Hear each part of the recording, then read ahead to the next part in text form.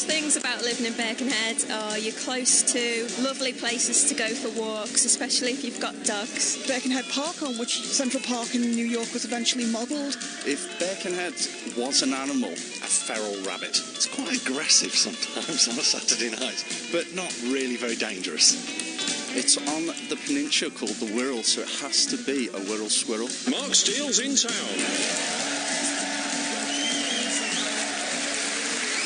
Thank you very much.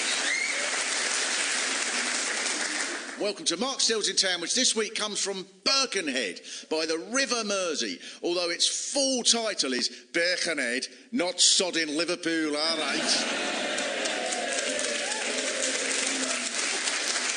In fact, the coat of arms in Birkenhead bears the Latin inscription, Nasquam est melia quam, never heard of Liverpool, isn't it near Southport? Transitus equara. You get the idea of the attitude here from an exchange that I saw on TripAdvisor on the internet. A student said that they were coming to a college in Birkenhead and asked if they should stay here or in Liverpool. And the reply from a Birkenhead person was, "The views from Birkenhead are brilliant, looking over to Liverpool. And it's a heck of a laugh when you consider those living in Liverpool are paying a lot more for their place and they only get to look at Birkenhead." One way of enjoying a spectacular view, if you come across from Liverpool, is on the underground train called the Wirral line. Now, that has been immaculately preserved, hasn't it? The trains are made of sheets of metal stuck together with blue tack. And they make this ka-dum-chi, king-ka-chum-ka-ding-ka-chum, as you think, I've got on the ghost train by mistake. And a nice touch on the Wirral line that's very local is that each station has a subtly different aroma of urine. For example, you might get off at Hamilton Square and think, full-bodied, rich, fruity on the palate. When I arrived at Hamilton Square on the Wirral line, to start with, I had to scamper up the train to get off because most of the doors were shut and broken. And I was trying to find the exit from the station, and then someone in a uniform come over and said, "Hey, mate, you'll have to take the lift, the stairs are busted." Now, that is when you know a place is hard. Anyone can bust a lift. Here we bust the stairs. And yet, the image of Birkenhead you get from some people in Liverpool is that this side of the water is posh. Is that right? Another clue as to how posh it is in the centre of Birkenhead is the sort of comments made about it on Twitter. There's this one. "If smacking kids is illegal, for mass arrests, police should station themselves between aisles 1 to 13 at Asda in Birkenhead." That's from Chris Burton, and someone called Steve Porter wrote, "Recreate the beauty of Birkenhead's Christmas lights by buying 140-watt bulb and painting half of it blue."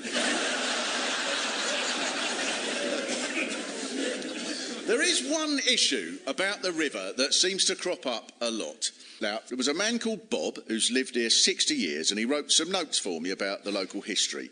And in capitals he put, "Highway robbery is still practised in Birkenhead. We have to pay for the tunnels to Liverpool."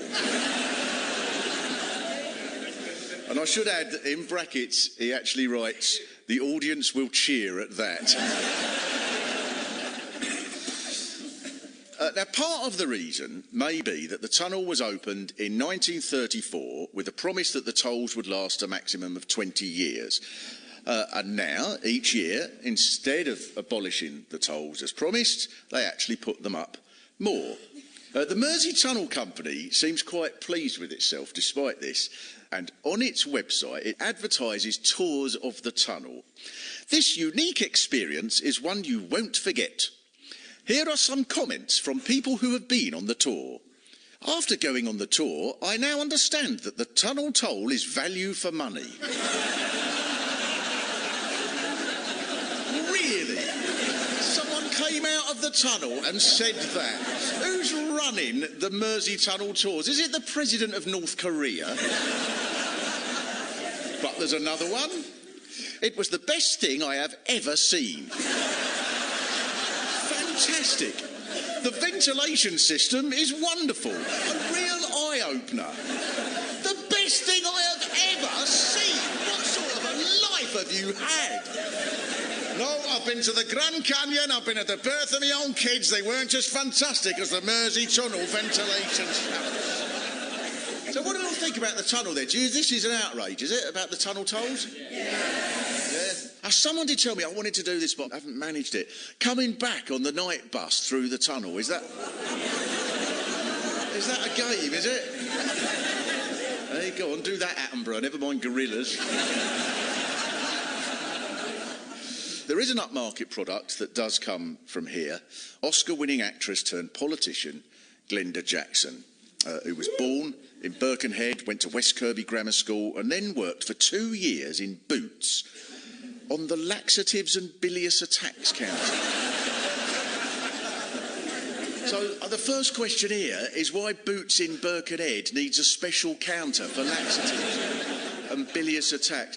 But also, I just have this image of Glenda at 17 in Boots saying to customers, "Ah, madam, constipation, the wretched curse. Yet behold this bottle, so innocent in its form, and yet the potion contained within can loosen but 1,000 constrictions and bring forth blessed relief to those who suffer so heartily upon the pan that they may no more grunt."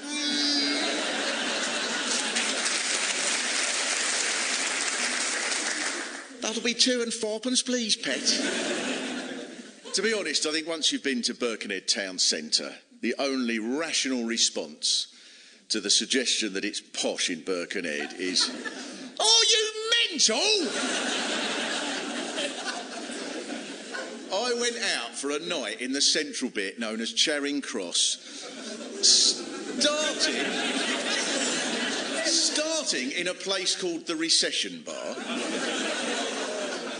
And I swear this is true, a skinny lad in a hood came in carrying a holdall, put it on the pool table, took out a bundle of packets of cheese and went, "All right, lads, I've got Cathedral City here, £2.50 a pack, this is £4 in Asda, don't be shy."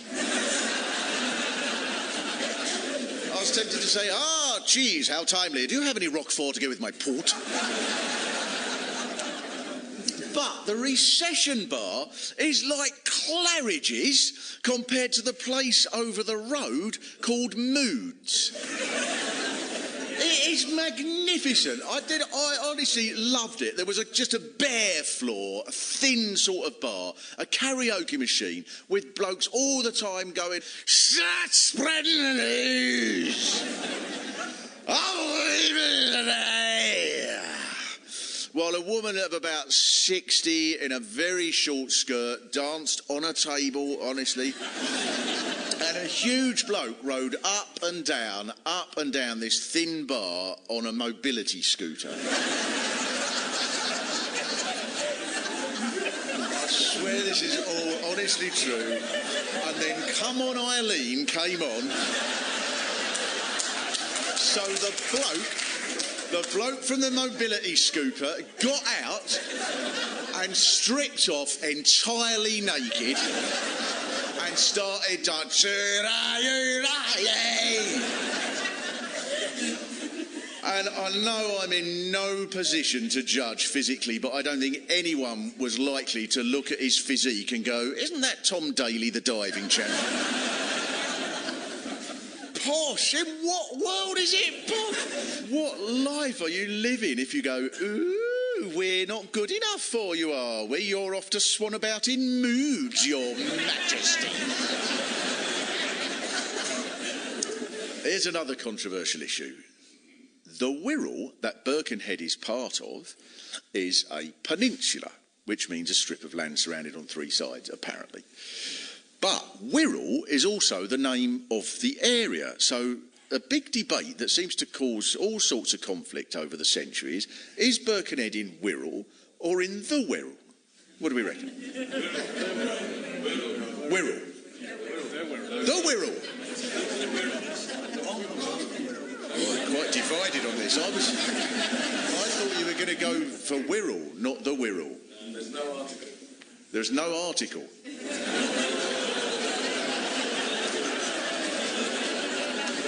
There's someone we won't be seeing in Moods.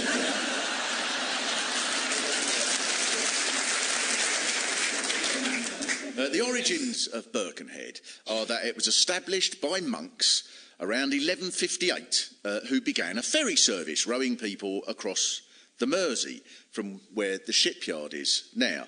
Now, the monks promised faithfully that the service would definitely be free by 1178. I've no idea if they can. In 1810, the population of Birkenhead was still only 300, but the big change came in the 1820s when the Liverpool side of the river was packed with docks and shipping, so the son of a rope maker, John Laird, bought land on this side to set up a shipyard. Now, the rivalry, it seems, started quite early on because in the first bits of building in the town hall was built just up there near to Hamilton Square at the highest point of land so that it could be seen from Liverpool as a way of to Liverpool. And maybe that's how Birkenhead got built, through rivalry, because Liverpool responded with the Liver building, you hit back with Hamilton Square, they built a pier head, you replied with the Argos in the Pyramid Shopping Centre. And that's how the town was built. But one of the proudest achievements, and now this is something just about everyone here has mentioned, one of the proudest achievements of the new town was the park. Partly because it was the first one in Britain to be publicly funded. Now, the park was designed, in part at least, anyway, by Joseph Paxton, who then went on to design the Crystal Palace. And the park was on 2 levels with a huge arch for an entrance. It had curvy paths with the idea that this nurtured curiosity because nobody could be certain what was round the corner. And it's still true today, really, isn't it? You go around a bend and you don't know what's good. Might be a peacock, might be a junkie. You don't know. There was a resident gardener, there was cricket pitches, curling, and it was the start of a national parks movement. And this is in most of the literature written here, that Central Park in New York was based on the park in Birkenhead. And my first instinct there is, of course it was. Similarly, the New York subway was based on the Wirral line. And visitors to the Empire State Building generally say, well, it's quite a nice view, I suppose, but it's not as impressive as the ventilation shaft in the Mersey.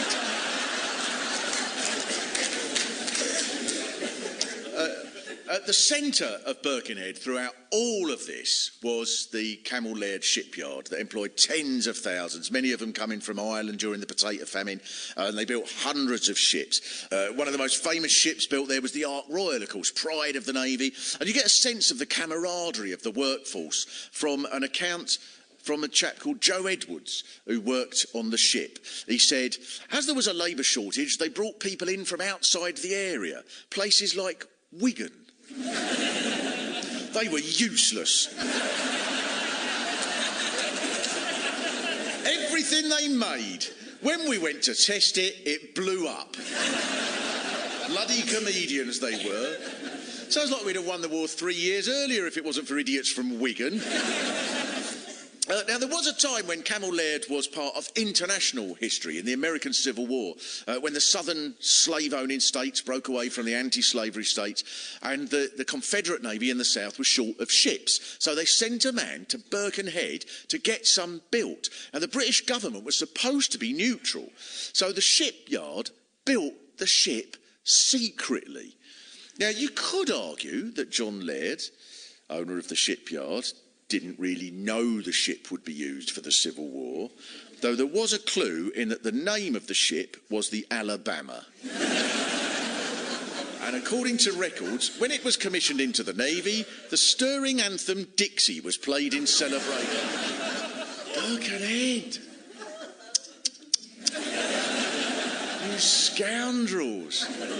You could at least have the decency to be embarrassed, not go, all right, mate, give Mr. Lincoln a smack in the head from me. Sounds like if you could have arranged it, you'd have got Bernard Manning to entertain the crew. There's a brilliant museum with a room full of stuff from the shipyard, including models of the Alabama. So I'd like to introduce Colin, who gave us a delightful tour of the museum. Oh, that's all true, isn't it? All the stuff about the Civil War. Yes, it's basically true. Though, I mean, I think on the Laird's books, it was actually called the Enrica. They didn't call it the Alabama until it was actually fitted out. Oh, canny little arms traders. Yeah. But now, here's a thing that I honestly didn't know this until you said this to me at all. But the Shenandoah, is it, at the end of the Civil War? That was a vessel that was taken over by the Confederate Navy and was a Confederate warship that functioned mostly in the Pacific. And if you're a captain of a ship sailing in the middle of the Pacific, you don't necessarily know what's happening on land. He didn't hear until several months after hostilities had finished on land that by that time he'd wiped out the American whaling fleet and carried on raiding. Even though the war was over? Even though the war was over, yes. So hey, stop! The war's over! I'm not stopping for anybody. So when it was actually confirmed that the war on land was finished, he decided that he wasn't going to give up his ship to the American Navy, and he sailed from the middle of the Pacific to the Mersey to surrender to the Royal Navy. So he arrived in the Mersey on November the 5th, 1865, and surrendered to the Royal Navy just off Rock Ferry. So the last act of the American Civil War took place in Birkenhead. Absolutely.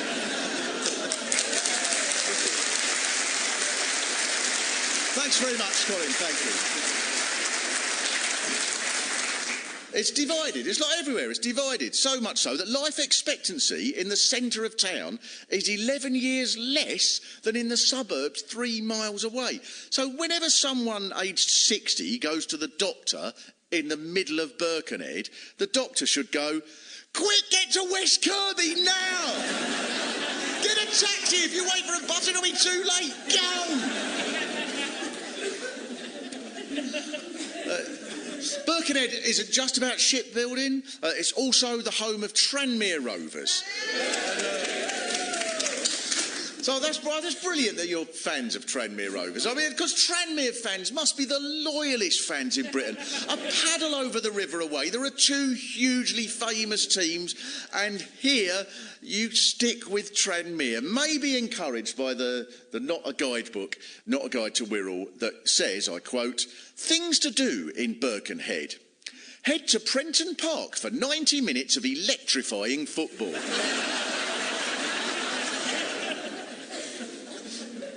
And you have marvellous chants at Tranmere. Don't be mistaken, don't be misled. We are not Scousers, we're from Birkenhead. Which must surely be the politest chant in British football. Grammatically correct and geographically educational too. Dixie Dean, the most famous player in England in the 30s, came from Birkenhead. Played for Everton mostly, played for Tranmere to start with. Obviously a hero here, not just because he was a brilliant player. In the 1930s, Dixie Dean annoyed Hitler by refusing to do a Nazi salute when playing in Germany, when most people that went there did it. So marvellous that someone told me, and this is word for word what they told me, one of my greatest memories is that when I was 7, Dixie Dean called me a puff.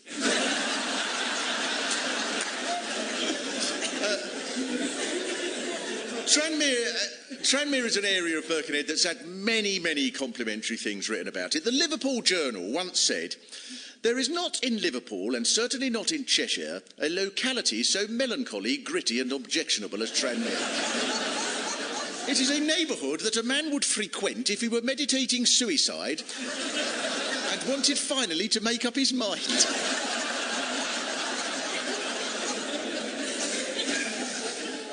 But there's a charming history to Tranmere. There's the lovely St Paul's Church, built in 1854, and according to The Changing Face of Tranmere, my book there, the foundation stone was laid using a silver trowel above a bottle containing that day's newspaper and 2 shillings. So that's quite sweet, isn't it? And even better, a few days later, ruffians dug up the foundation stone and stole the 2 shillings. There's a pattern to the history, I think, here, which is anti-authority, but in a slightly quirky and unexpected way. Like one example, after the First World War, there were strikes all across Britain. But here, as well as the shipyards, the police went on strike. The police demanded the right for a union because of grievances over pay and general bullying. and other issues, such as, and this is from a book called The Police Strike in Birkenhead, they asked to stop wearing helmet chin straps in the summer since it gave them odd tan lines. That's a union, isn't it? But there was a rebellion here led by miners who wanted to fight in the First World War, but they weren't allowed to enlist as they were below the minimum height. And according to Wirral history, in Birkenhead recruiting office, one of the miners, rejected on account of his size, offered to fight any man there. And 6 men were eventually called upon to remove him. And this strategy of responding to clerks who say you're too small to fight by punching their lights out led to them being allowed to form their own entire regiment called the Bantam Army, all of which were under 5'3". And of course, when they got over there, it turned out their size was an advantage. They didn't have to dig trenches so deep. They could fool the Germans into thinking they were a long way away when in fact they were... In the 1900s, a tourist industry started up on this side of the water. There's a beach just a couple of miles away that I'm sure you'll go to regularly. Do you go there regularly at New Brighton? Yeah.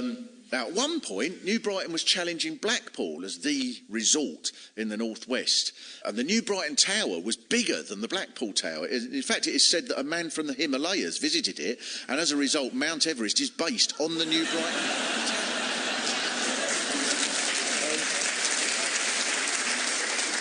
On Facebook as well, somebody asked people to complete the sentence, "You know when you're in Birkenhead when?" And the answers were just brilliantly imaginative. Things like when you've been to the pyramids but never been to Egypt, and you've tried to reach the top of the spider web in the park. But slightly more disturbing was, you know when you've been in Birkenhead when you laugh at people wearing formal clothes because everyone else is in pyjamas. There's another reply. You know when you're in Birkenhead when you don't bat an eyelid when a big butch man in a skirt with hairy legs walks past. Is that anyone in particular? Is it? Oh, there is one man who does it. Oh, I'm so relieved. I thought it was just the fashion. I thought, oh, God, I knew Paul O'Grady was from here, and I thought a Lily Savage was a drag act. I didn't realise that's just how blokes dress to pop out for biscuits. Is he the one on a push bike? Yeah. Oh, right. Do you all know him? Yeah. He's what? His name's Mike. Mike? Oh, we should have got him here. He's a fan of Dex's Midnight Runners, is he? I'm not surprised that there are blokes in hairy legs called Mike in skirts, because it's a sign of your identity here, I think, to be naughty schoolboys. That's why it makes sense that Birkenhead has produced the band Half Man, Half Biscuit. Because Liverpool bands can write lyrics like "Yesterday all my troubles seemed so far away," but it takes a Birkenhead band to write "When I'm pining for a cigarette, I think of all the free ones that I'd get if I killed myself and came back as a beagle." That's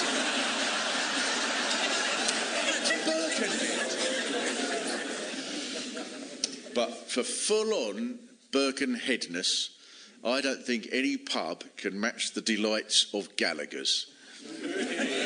Which, a round of applause from the people from Gallagher's. You don't, everyone here knows Gallagher's pub, do you? Yeah. Because this is a cosy traditional pub, except that one half of the main bar is a barber's. I don't mean there's a chair and some scissors. It's a fully functioning red seats going up and down, mirrors, cloaks wrapped round you. How's that from the back, sir? Where are you going on holiday this year, sir? Condom for the weekend, sir? Barbers. If this was in Liverpool, I think everyone would go, "No, it's ideal, you see, pub and a barber's. You can get your hair half cut." I'm only joking. Hey, just joking, mate. So at this point, I am very pleased to introduce Mr. Gallagher. Frank. Thank you very much. Thank you. At any point, Frank, did anybody go, "A pub and a barber's"? Oh, plenty of times, yeah, plenty of times they've said that. So can you have a pint while you're having your haircut? If you want, yeah, but you might get a little bit of hair in it. Yeah. You were telling me about when the football's on.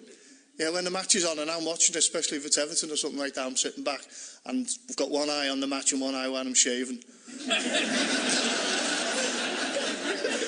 And then when they score, as we do in this season, so, they look at me like to say, "You're kidding." Well, you could probably walk round Birkenhead, see all the little nicks on people's necks and go, "Oh, that was when we went 1-up against Norwich." There's a regular that goes in there, they were all telling me. The most unlikely regular, a German called Rolf. That's right, yeah. It's Dusseldorf where he comes from. Every home game for Tranmere he comes across and watches them. Every home game? Every home game. And then he buys everyone a beer? We just keep saying to him, "Stop buying drinks, Rolf, stop buying everyone a drink." And he goes, "I'm a millionaire." So obviously everyone's latching onto the millionaire.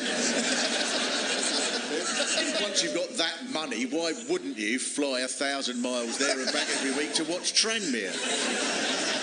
After going in a pub barbers. Of course, we'd all do it if we had the money. Thanks very much to Frank. Maybe you've got to do weird stuff here to grab a sense of identity, because over the water there's the famous place with its Beatles and its Luis Suarez and its Adelphi. And at least here you only built a shit for slavery, you didn't build the whole town out of it.